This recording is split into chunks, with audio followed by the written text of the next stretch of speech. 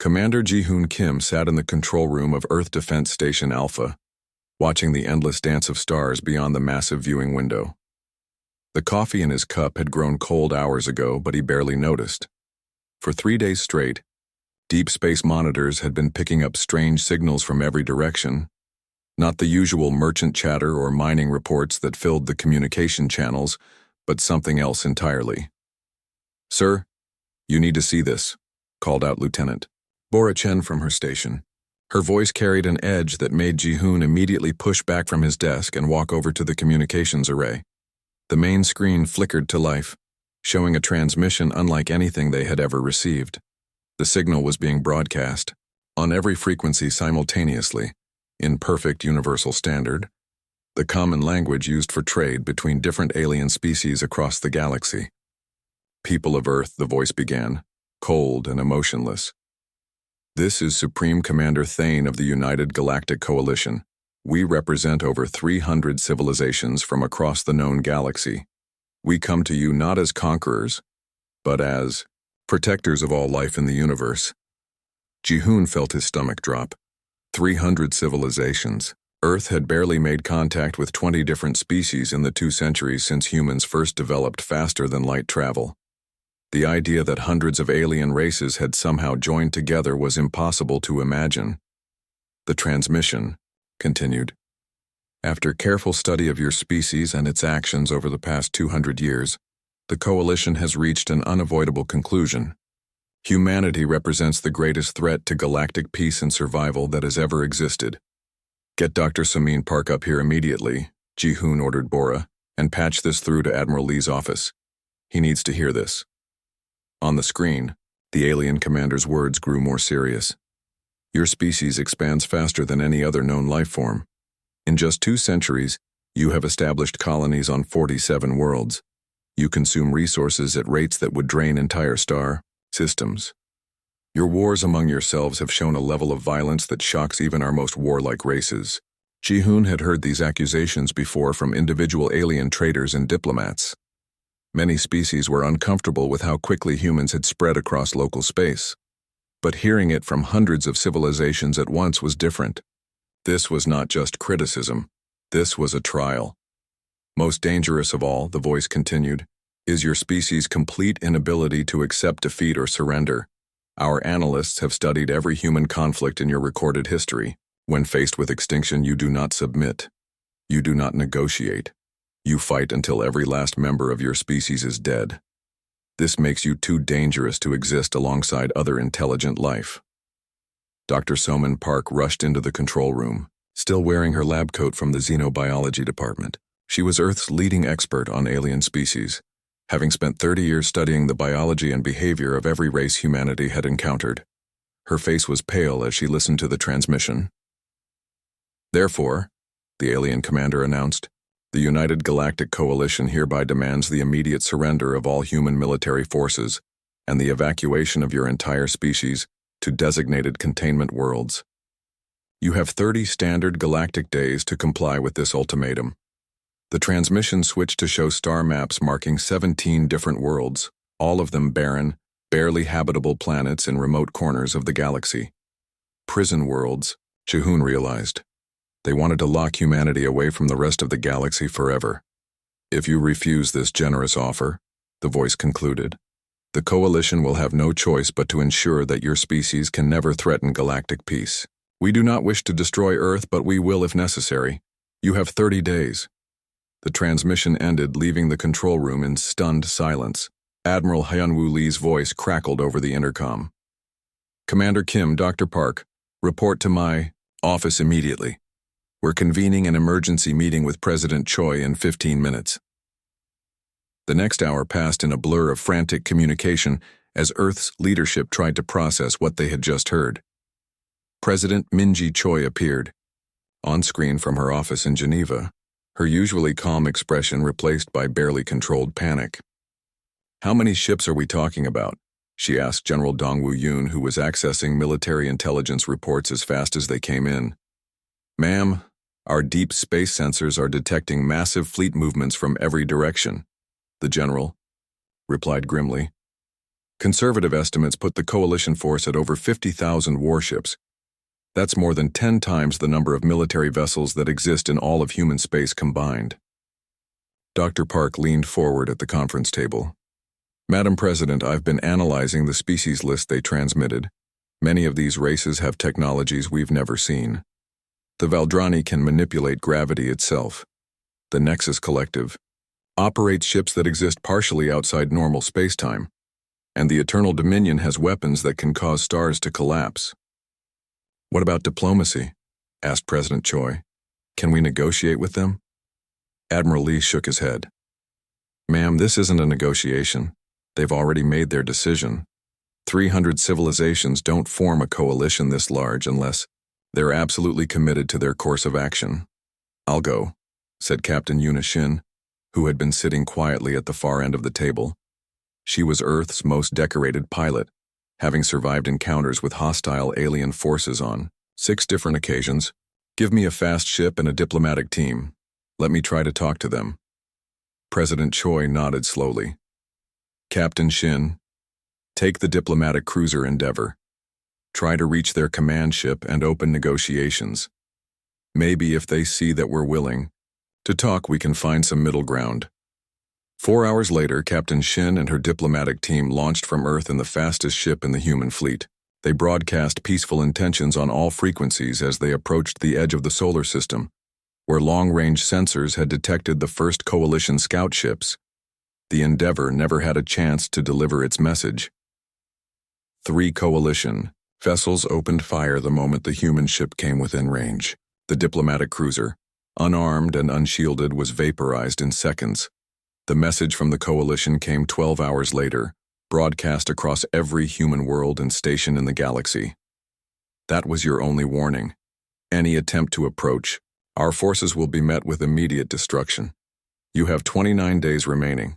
In the control room of Earth Defense Station Alpha, Commander Ji-hoon Kim stared out at the stars and realized that everything was about to change. Somewhere out there, the largest military force in galactic history was preparing to destroy his species, and humanity had less than a month to figure out how to survive the impossible. Dr. Park stood beside him, her scientific mind already working on the problem. Ji-hoon, they made one mistake in their analysis of humanity. What's that? They said we never surrender. They're right about that. But they forgot something else about humans. We never give up, but we also never fight fair. If they want a war, with Earth, they're going to get one unlike anything the galaxy has ever seen. The countdown to humanity's ultimate test had begun. The death of Captain Yuna Shin and her diplomatic team changed everything. Within hours of receiving the news, President Min-ji Choi declared a global state of emergency. Every human world, station, and colony received the same message. Prepare for total war. Dr. Ji-won Cho had not slept in 3 days. The quantum physicist stood in her laboratory beneath the Swiss Alps, surrounded by holographic displays showing faster-than-light engine designs. Her team of 12 scientists worked around the clock trying to solve an impossible puzzle. The problem is power, she explained to Admiral Hyunwoo Lee during his morning briefing call. Our fastest military ships can barely keep up with coalition scouts. Their main fleet moves at speeds we thought were impossible. Admiral Lee rubbed his tired eyes. What do you need, Doctor? Everything, Ji-won replied. I need every civilian transport, every cargo hauler, every passenger liner in human space. If I can modify their engines with experimental quantum drives, we might be able to match their speed. You want to turn cruise ships into warships? I want to turn everything into warships. Sir, we have 26 days left. The coalition expects to fight a normal military. They've never encountered a species that turns their entire civilization into a weapon. Across the solar system on Mars, engineer Taehyun Jang was having a similar conversation with his construction crews. The massive orbital shipyards that usually built civilian vessels were being torn apart and rebuilt as weapons factories. Boss, this is crazy, said his foreman, staring at the blueprints. You want us to turn asteroid mining equipment into space cannons? Taehyun nodded grimly. Those mining lasers can cut through solid rock. Mount them on mobile platforms and they become ship killers. The ore haulers that carry minerals from the belt have engines powerful enough to ram through enemy hulls. We're not building pretty ships anymore. We're building weapons that happen to fly. The transformation of human civilization was happening everywhere. On Luna, Colonel Hyejin Nam coordinated with resistance cells on 47 human colonies. Her secure communications network buzzed with reports from every corner of human space. Colony 77 reports successful conversion of their farming equipment, she told her staff. Soil cultivators become infantry support vehicles. Irrigation systems become chemical weapons delivery. Even their greenhouse domes can be pressurized as missile launchers. Her aide looked confused. Ma'am, are we really asking farmers to fight the most advanced military force in the galaxy? No, Hyejin replied. We're asking every human being to become a soldier. The coalition thinks they're fighting Earth's military. They have no idea they're about to fight 12 billion people who would rather die than surrender. Intelligence. Officer Sung-Hoon Bae worked from a hidden bunker in the Australian outback, analyzing every intercepted coalition transmission. What he discovered made him both hopeful and terrified. They're overconfident, he reported to the Global Defense Council. Coalition communications show they expect total victory within 72 hours. Their battle plans assume we'll surrender after losing 10% of our population. General Dong Woo-yoon leaned forward. That matches their historical pattern. Most species submit rather than face extinction.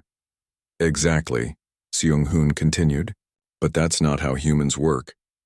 They've studied our technology and our military doctrine, but they've never fought a species where civilians willingly sacrifice themselves for victory.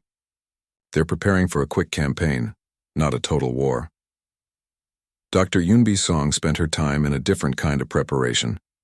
The psychologist had studied every known alien species, learning their fears, weaknesses, and cultural blind spots. In her laboratory at Seoul University, she developed something the galaxy had never seen: psychological warfare protocols designed to break alien minds. Most galactic species avoid conflict, she explained to President Choi during their secure video call. They've evolved past the survival instincts that still drive human behavior.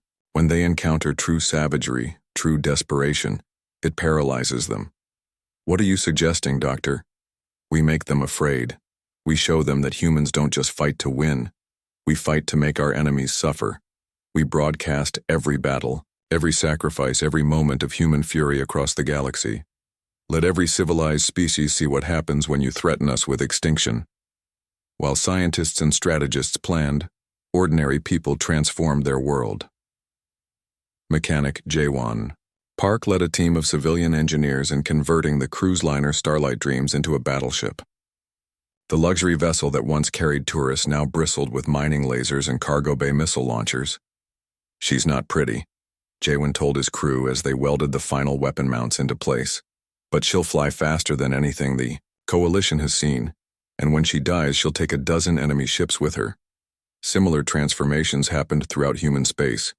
The cargo hauler Big Mountain became a kinetic weapon designed to ram enemy dreadnoughts. The passenger transport Gentle Breeze was packed with explosives and converted into a guided missile the size of a city block. Every civilian vessel became a weapon of war. On Europa, Dr. Jeong Kim oversaw the construction of the most ambitious project in human history.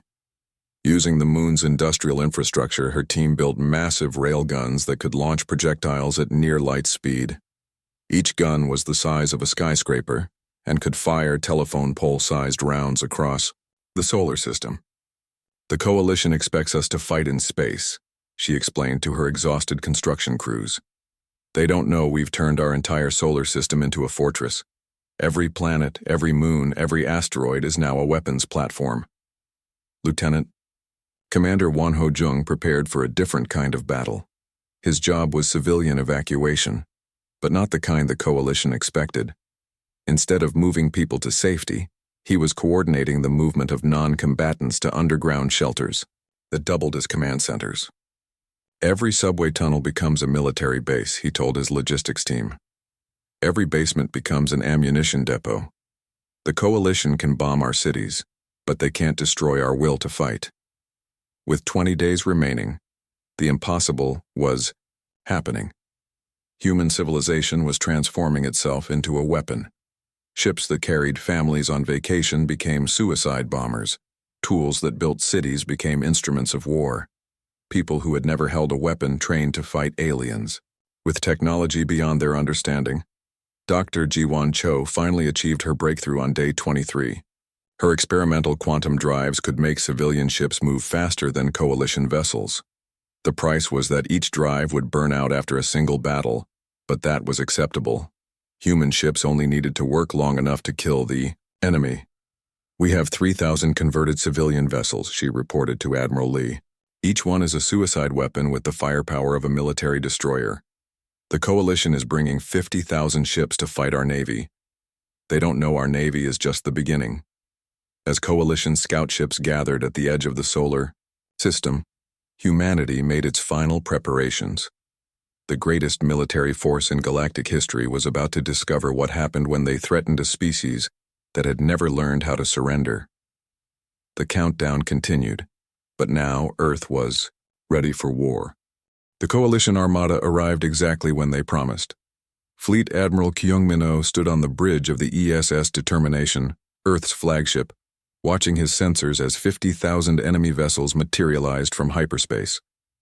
They came from every direction at once, surrounding the solar system like a closing fist. "My God," whispered his navigation officer. "Sir, the formations extend beyond Jupiter's orbit. I've never seen anything like this." Kyung-min had served in the Earth Navy for 35 years, fighting pirates and hostile alien raiders. Nothing had prepared him for this moment. The coalition fleet was so massive that it blocked out entire star fields. Each enemy ship was larger and more advanced than anything humans had ever built. "All stations, this is Admiral O," he broadcast, across the human fleet. "Remember what we're fighting for. Remember that surrender is not an option. Every ship, every life, every shot counts. Make them pay for every meter of space."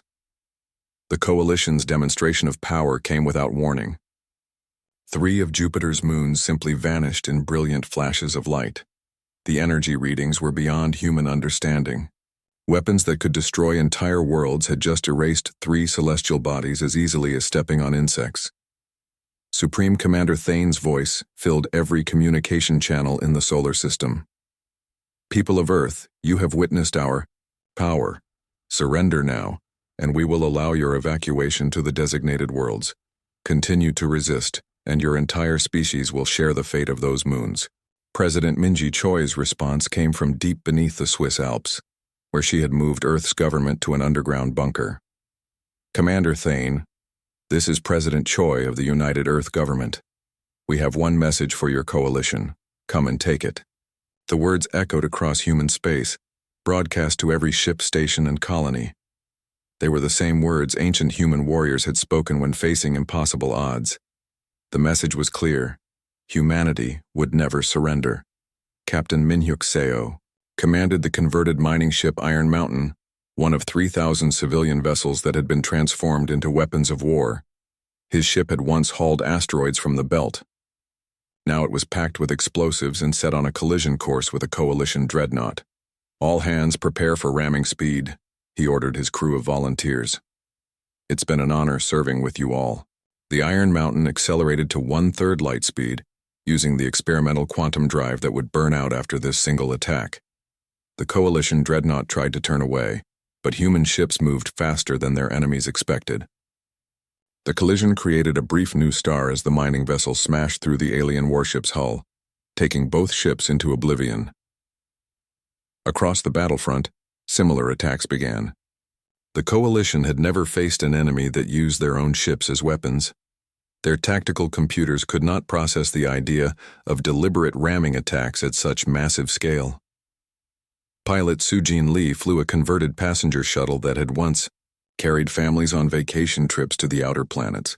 Now it was armed with mining lasers and guided missiles built from shipping containers. As she engaged a coalition fighter squadron, she made a discovery that changed everything. "All ships, this is Sujin Lee," she broadcast on all frequencies, as enemy fire blazed around her. "Their shields are calibrated for energy weapons and conventional projectiles. They can't stop kinetic impacts from crude materials, use ramming attacks and physical projectiles. Her transmission cut off as a coalition plasma beam vaporized her shuttle, but her sacrifice gave humanity its first real advantage. Within minutes, human ships throughout the solar system began switching tactics. Mining lasers and particle beams gave way to simple kinetic weapons. Chunks of metal launched at incredible speeds. Dr. Ji-Young Kim coordinated Earth's ground-based weapons from her command center on Europa. The massive railguns she had built could fire projectiles across the solar system at near light speed. Each shot was just a piece of steel, but at those velocities, they hit with the force of nuclear weapons. "Target the command ships," she ordered her gun crews. "Make every shot count. We only get one chance at this." The railgun barrage caught the coalition completely by surprise. They had shielded their vessels against every known form of advanced weaponry, but they had not prepared for simple metal projectiles moving at incredible speeds. A dozen command ships vanished under the bombardment, their crews never knowing what hit them. The space battle raged for 6 days and 6 nights. Human ships died by the hundreds, but they took enemy vessels with them. Every converted civilian ship was a guided missile. Every military vessel fought until its hull cracked and its crew breathed vacuum. Lieutenant Commander Wan Ho-jung led the civilian evacuation. But this was not the retreat the coalition expected. Instead of fleeing, human civilians moved into underground bunkers that had been prepared as military command centers. Every subway tunnel became a fortress. Every basement became an arms depot. On the 4th day of battle, coalition ground forces began landing on Earth. They expected quick victory over a demoralized population. Instead, they found 12 billion humans who had spent a month preparing for total war. The first coalition troops to land in Europe faced a nightmare. The cities appeared empty, but every building had been turned into a fortress. Streets had been mined with explosives. Subway tunnels were filled with armed civilians who knew every inch of their territory. Major In-ju Kang commanded the defense of Seoul from deep beneath the city. Her forces used the subway system as a military base, striking at enemy forces and then vanishing into tunnels that had been expanded into an underground city. "They're trying to fight a clean war," she reported to Central Command. "They want to minimize civilian casualties and preserve infrastructure. We're going to teach them that war with humans is never clean." The urban fighting was unlike anything in galactic history. Coalition forces were advanced beyond human understanding, but they had never faced an enemy that turned their own cities into weapons. Every building could explode. Every street could become a trap. Every civilian was a potential combatant. Commander Chan-woo Park oversaw the most desperate measure of all. Hidden beneath Earth's surface was a network of charges designed to trigger massive earthquakes and volcanic eruptions. As coalition forces established landing zones, he detonated the charges. The ground shook as artificial earthquakes devastated the enemy landing sites. Volcanoes that had been dormant for centuries suddenly erupted, burying coalition troops in molten rock. The aliens had never encountered an enemy willing to damage their own world to achieve victory. By the end of the 6th day, something impossible was happening. The coalition fleet, which had never lost a battle, was taking casualties they could not afford.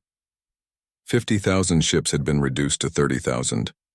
Entire species were questioning whether this war was worth the cost.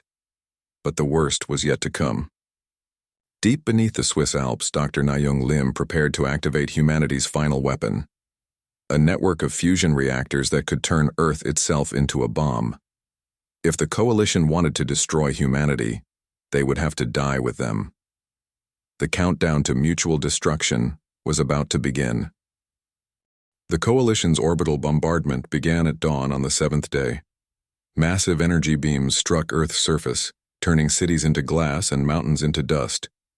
But instead of breaking human resistance, the bombardment only made it stronger. Major In-ju Kang crouched in the ruins of Seoul, watching coalition drop ships land in the smoking crater that had once been the city center.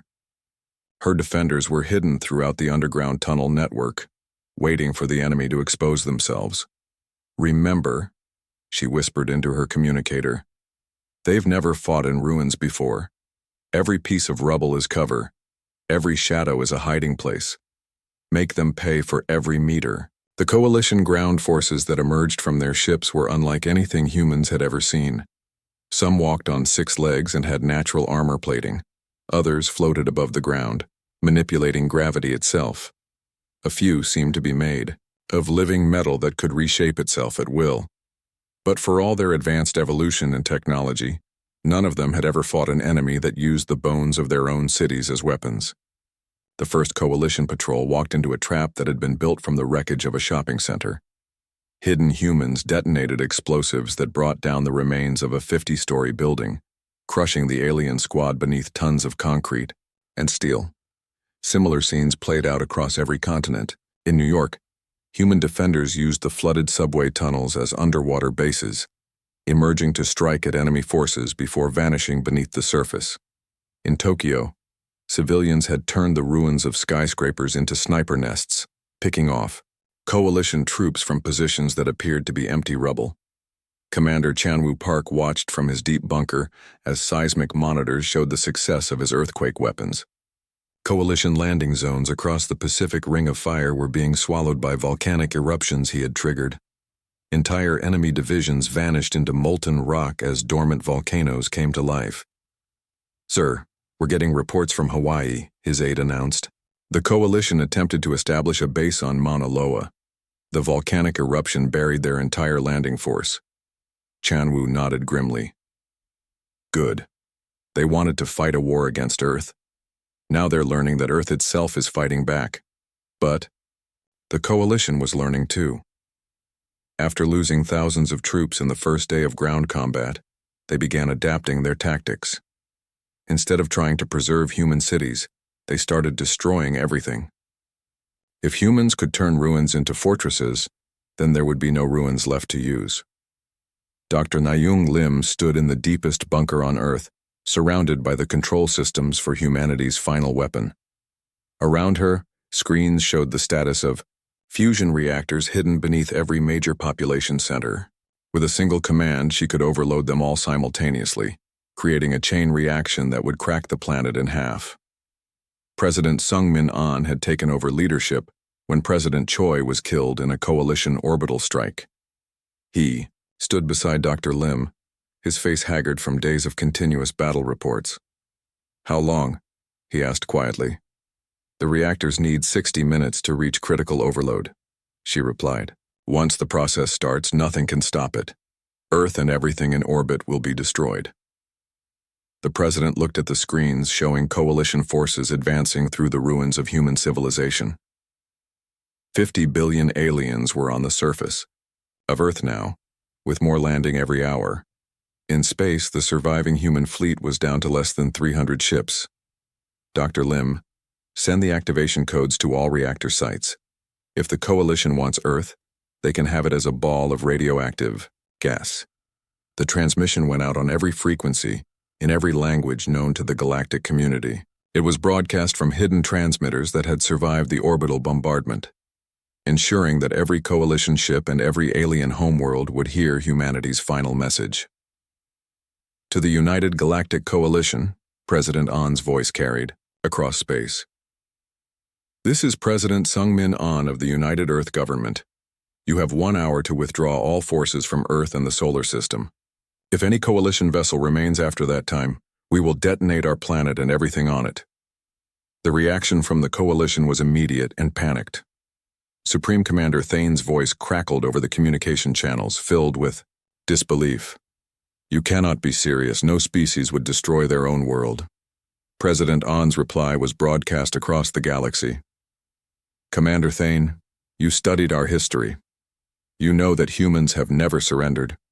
What you failed to understand is that we have never bluffed either. We choose extinction over slavery. You have 59 minutes to decide if your coalition dies with us." For the first time in galactic history, an entire species had chosen mutual destruction rather than defeat. The concept was so alien to the coalition races that many of them simply could not process it.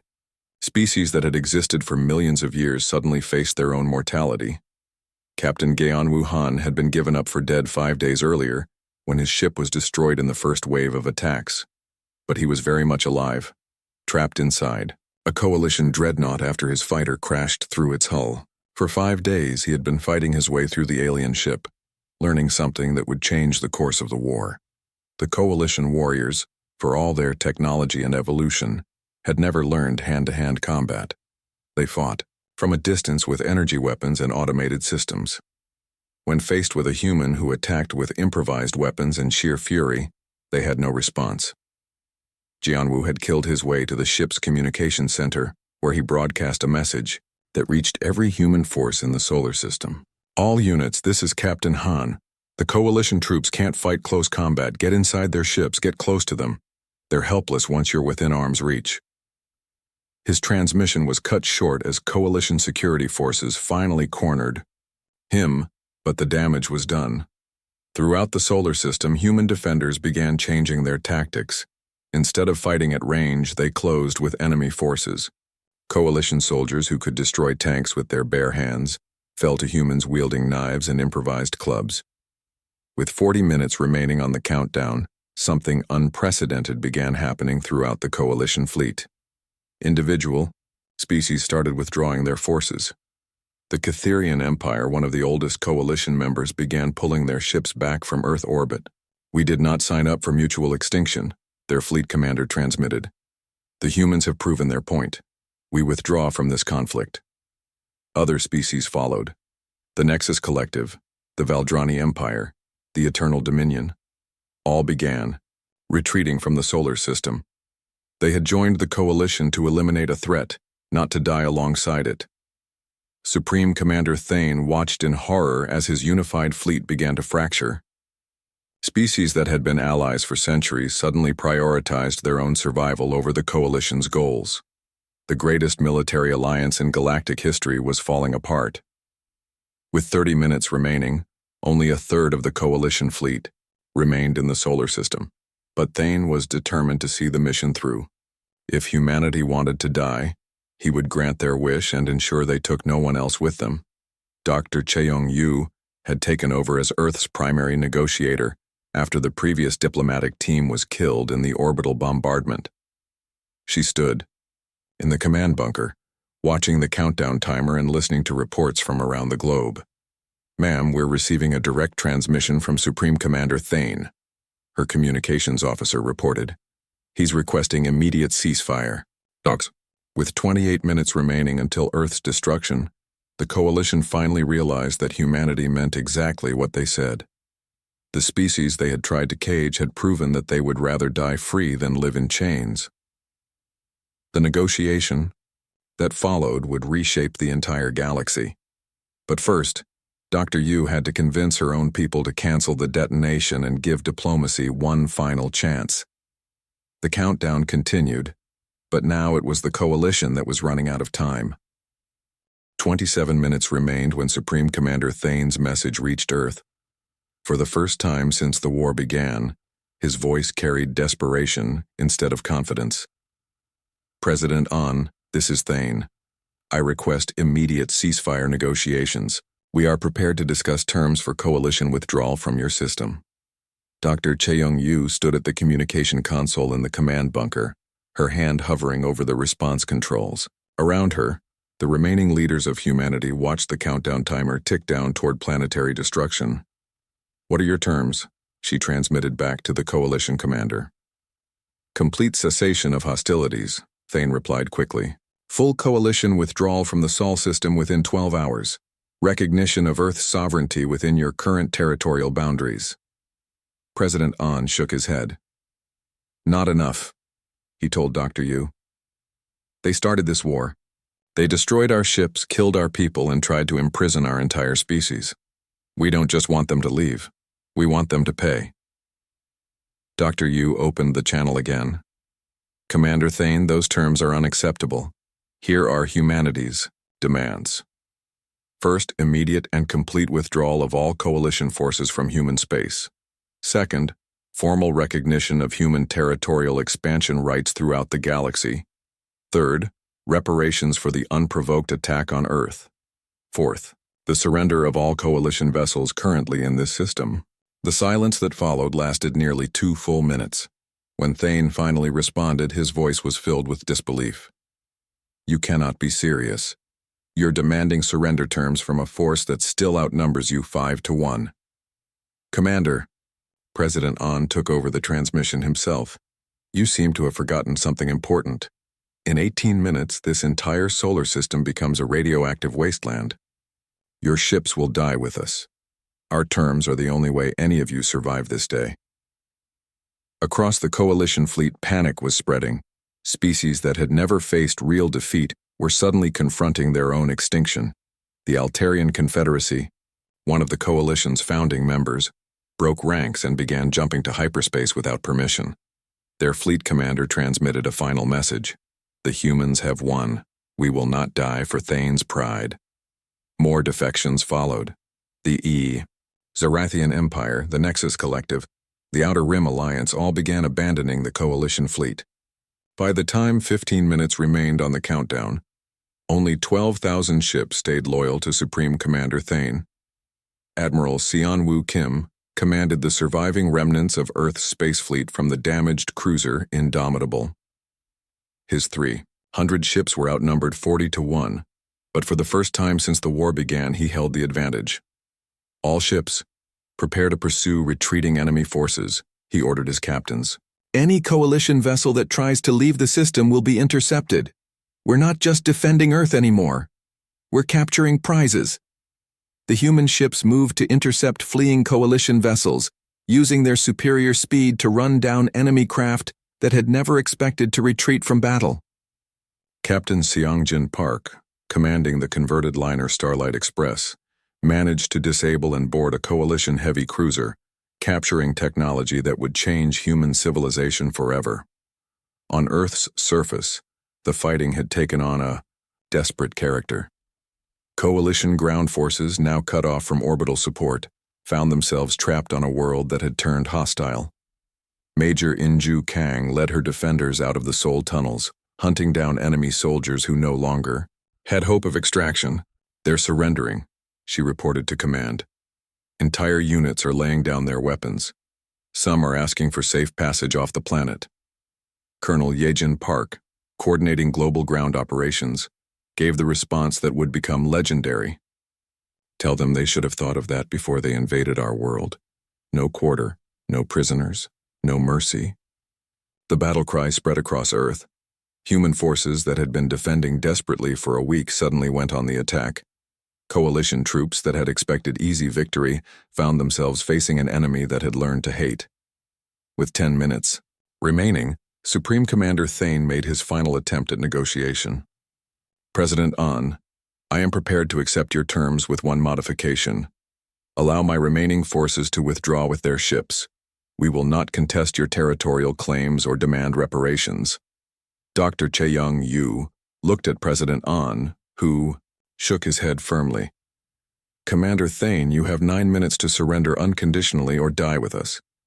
Those are your only options. The coalition commander's response came after a long pause. Very well. I hereby surrender all coalition forces in the Sol system to the United Earth government. I request terms for the treatment of prisoners and the repatriation of survivors. All coalition vessels will power down their weapons and prepare to be boarded, Dr. Yu transmitted. Personnel will be processed as prisoners of war. Your ships and technology are now property of Earth. With 5 minutes remaining on the countdown, President An gave the order that saved 2 species from mutual destruction. Dr. Lim, abort the detonation sequence. Stand down all fusion reactors. The relief in the command bunker was overwhelming. Humanity had faced extinction and chosen to risk everything rather than surrender. In doing so, they had achieved something no species in galactic history had ever accomplished. They had forced the entire galaxy to back down, but the victory came at a terrible price. Earth's cities lay in ruins. Millions of humans had died in the fighting. Entire fleets had been destroyed. The planet that had once been humanity's beautiful home was now a scarred battlefield. Captain Gyeon-woo Han finally emerged from the coalition, dreadnought he had been fighting through for 6 days. The ship's crew had surrendered when their commander received Thane's order, and Han found himself the captor of an entire enemy vessel. His report would provide humanity with intelligence on coalition technology and tactics that would prove invaluable in the years to come. Admiral Seonwoo Kim oversaw the capture of 4,000 coalition vessels, the largest seizure of advanced technology in human history. Each ship contained weapons, engines, and systems that were centuries ahead of human science. In a single day, humanity had advanced from a regional power to a galactic superpower. The psychological impact of the victory spread across the galaxy faster than light. Species that had existed for millions of years were forced to confront an uncomfortable truth. They had grown soft. They had forgotten what it meant to fight for survival. They had assumed that advanced technology and superior numbers were enough to win any war. Humanity had proven them wrong. A species barely 2 centuries old had faced the combined might of 300 civilizations and emerged victorious. They had done it not through superior technology or greater numbers, but through something the galaxy had never seen: the absolute refusal to accept defeat. Dr. Suman Kwan, a military analyst who had studied the entire conflict, would later write the definitive account of the war. Her conclusion was simple. The coalition made one fatal error. They assumed that the desire to live was stronger than the desire to be free. Humanity taught them otherwise. As the last coalition ships powered down their weapons and prepared for capture, President An broadcast a message that would be remembered throughout galactic history. To all species across the galaxy, Earth stands victorious. We did not start this war, but we have finished it. Let this be a lesson to any who would threaten human freedom. We are not conquerors, but we are not victims either. Leave us in peace, and we will leave you in peace. Threaten us with extinction, and you will learn why that was the worst mistake you ever made. The Galactic Coalition was broken. The greatest military alliance in history had been shattered by a species that refused to surrender.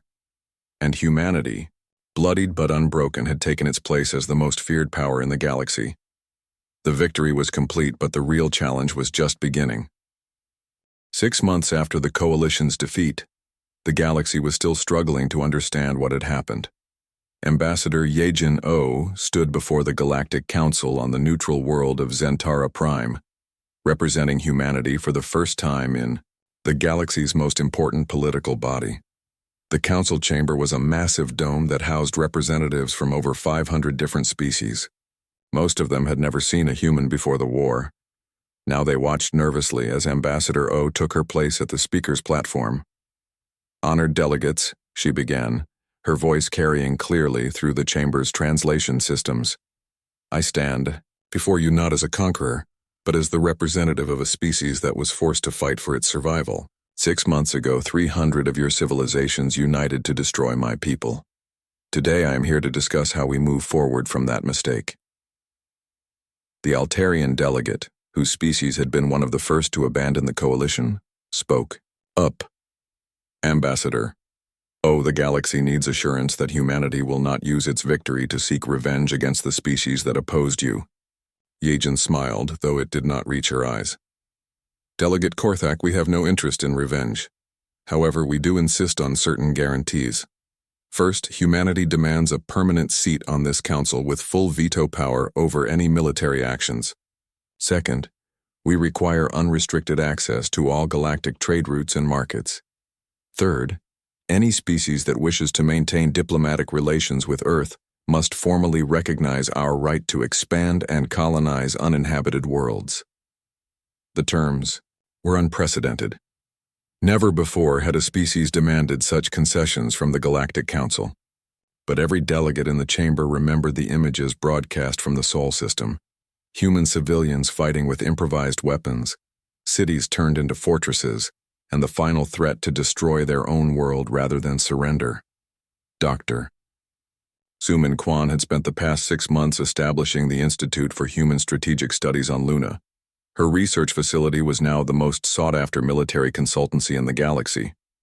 Species that had once dismissed human tactics were now paying enormous fees to learn from them. "The fundamental problem," she explained to her latest class of alien military officers, "is that your species have forgotten how to fight total war. You engage in conflicts with limited objectives and acceptable losses. Humans fight as if every Battle determines the survival of our species. A Catherian general raised one of his four arms. Dr. Kwan, surely such extreme methods are inefficient. The casualties and resource expenditure must be enormous. General Vorthek, you're thinking like a civilized being, Suman replied. In total war, efficiency is irrelevant. Victory is the only thing that matters. When the coalition threatened Earth with extinction, every human became a soldier. Every tool became a weapon, every building became a fortress. That level of commitment cannot be calculated in your war simulations because your species have never experienced it. The class fell silent as they contemplated the implications. Many of these officers had fought in the coalition war and survived, only because their species had withdrawn before the final battles.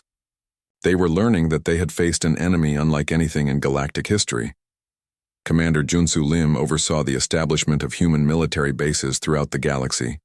Using captured coalition technology, Earth was building the most advanced space navy ever seen. The former mining colonies that had once struggled to defend themselves were now hosting fleets capable of challenging entire star systems.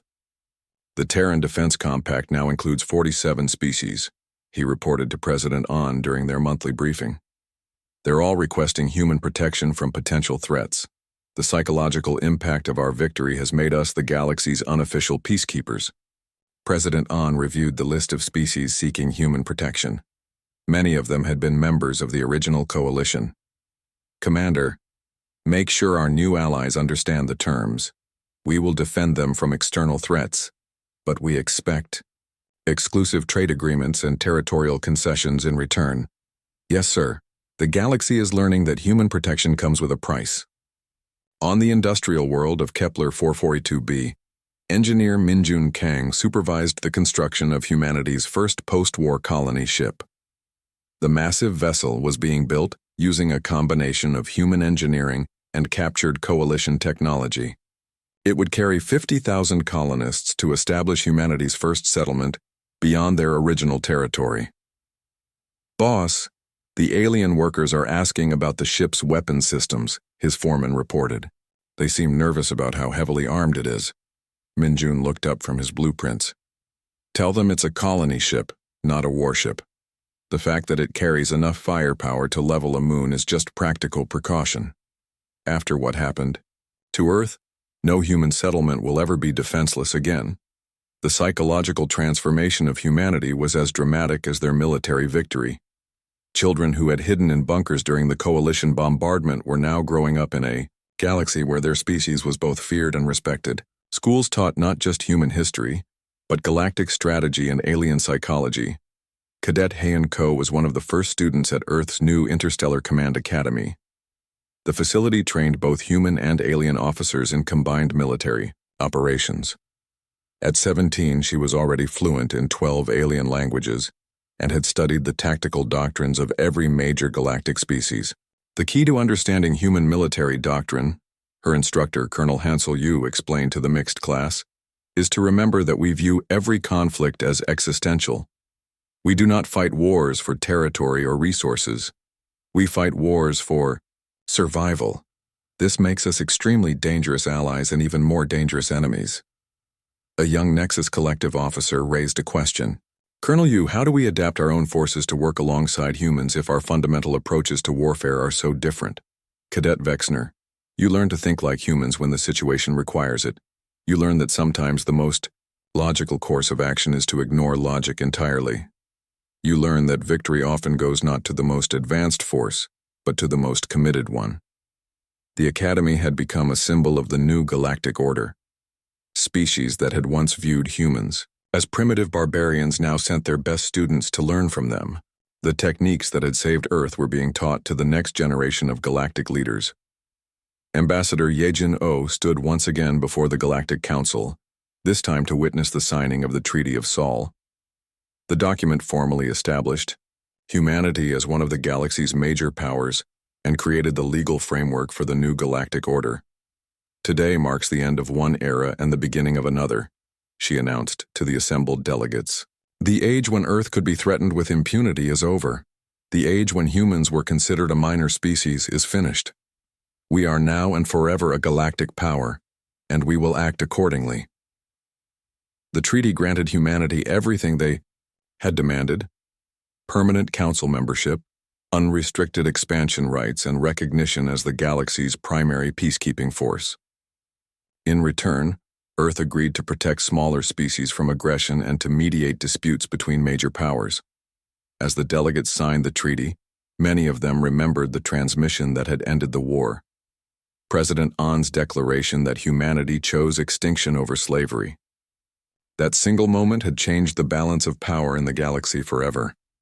Cadet Heon Ko stood at the observation deck of the Academy's main building, looking out at the stars. Ships from dozens of different species filled Earth's orbital space, many of them carrying diplomats, traders, and students seeking to understand humanity's rapid rise to power. "Amazing, isn't it?" said her classmate, a young human named Ji-hoon Park. "6 months ago, we were just another minor species. Now we're the most powerful military force in the galaxy." Heon nodded slowly. "My grandfather always said that humans were different from other species. He fought in the war, you know. He was at the Battle of Luna when the Coalition tried to establish a beachhead. What did he tell you about it? He said that the moment he realized Earth might actually win was when he stopped being afraid of dying and started being afraid of losing. That's when he knew the Coalition had made a mistake they could never fix." The two cadets stood in comfortable silence, watching the ships move through Earth's busy orbital traffic. Around them, the Academy bustled with activity as human and alien students prepared for careers in the new galactic order that their species had created through sheer determination and an absolute refusal to surrender. The Galactic Coalition was gone, broken apart by their failure to understand humanity's true nature. In its place, a new order had emerged, one where Earth stood not as a conqueror, but as the ultimate guarantor of freedom. Any species that threatened another with extinction would face the wrath of a people who had proven they would rather die than live in chains. The galaxy had learned its lesson. Humanity would never be threatened with extinction again, because everyone now understood the terrible price of making that mistake. The species that had once been dismissed as primitive barbarians had become the guardians of galactic peace, and they would hold that position for as long as the stars themselves continued to shine. Earth had won more than a war. They had won the right to determine their own destiny among the stars.